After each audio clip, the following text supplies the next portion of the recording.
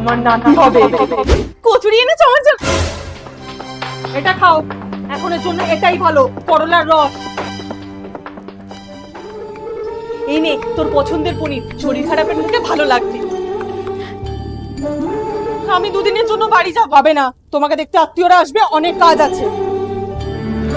এই show show show, উঠিস না। শ্বশুর বাড়ি গেলে তো শরীর খারাপ হলেও কাজ করতে হবে। তুমি বলবে না আমি বলবো যে আমি প্রেগন্যান্ট নই?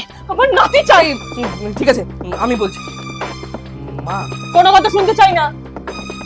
জানি বৌমা প্রেগন্যান্ট না, ডাক্তারের সাথে আমার পরে কথা হয়েছে। ওর প্রেসারে প্রবলেম আছে, শরীরে রক্ত নেই, শরীর দিন দিন ফুলে যাচ্ছে। বনি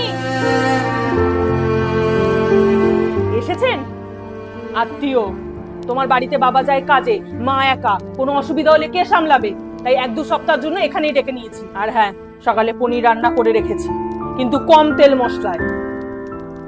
জানি মায়ের জায়গা তো নিতে পারবো না, কিন্তু যেটা ঠিক মনে হবে সেটা করব, তাতে তোদের ভালো লাগুক বা না লাগুক, এক সময় তো হবেই। তাই একটা নাতনি হলে ভালো হতো।